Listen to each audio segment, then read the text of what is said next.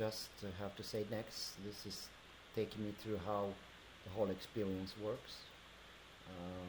So all the features that I can use during the skip around. So this, but I do know how the buttons work, so I'm gonna skip here. So let's start with the intro. Perhaps you know the most distant man-made object. What do you know what this is? Let's listen.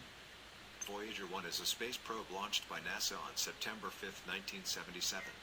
Part of the Voyager program to study the outer solar system, Voyager 1 was launched 16 days after its twin, Voyager 2. Having operated for 42 years, 2 months and 7 days as of November 13, 2019, the spacecraft still communicates with the Deep Space Network to receive routine commands and to transmit data to Earth. At a distance of 147.380 astronomical units, 22.0 billion kilometer, 13.7 billion mile, from Earth as of November 4, 2019, it is the most distant man-made object from Earth. Pretty cool. And it's almost interstellar now. I can also create a standard operation procedure for this. Obviously, I'm not going to repair this object anymore, but I can explore it in detail. Or I can listen to the instructional video that was created.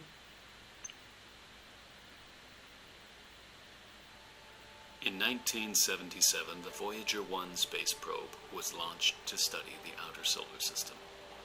The 2 Voyager space probes have become the longest operating spacecrafts in spaceflight history.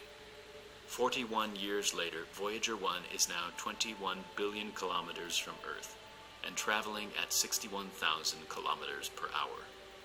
Despite Voyager 1 being the farthest man-made object from Earth, we are still able to communicate with the space probe on a regular basis. But how far can it go before we can no longer communicate with it?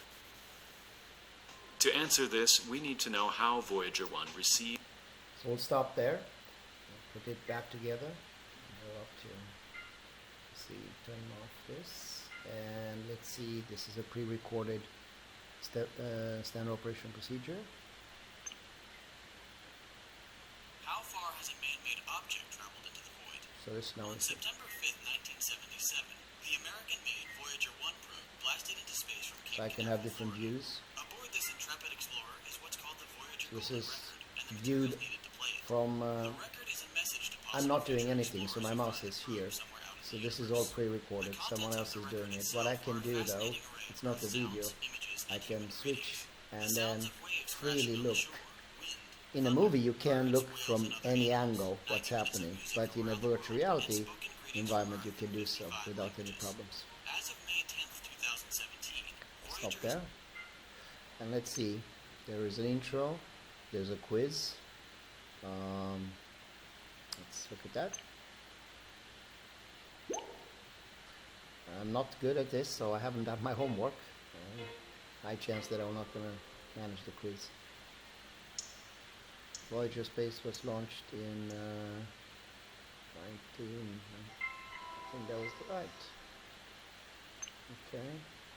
So let's listen about the sun sensor. The Voyager sun sensors are optical sensors. They determine the orientation of the spacecraft along 2 axes. Light from the sun enters a pair of perpendicular slits in the sensor housing. The specific combination of photocells, illuminated by the sun, helps to determine the pointing angle for the spacecraft. Not bad for 70s technology, I must say. It's pretty cool.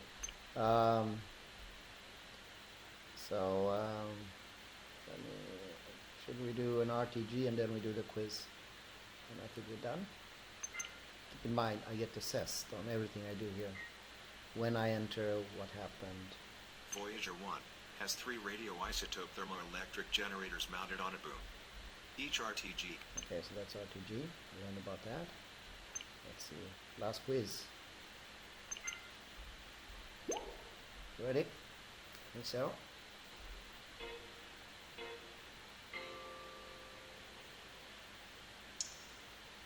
RTG full form in Voyager spacecraft.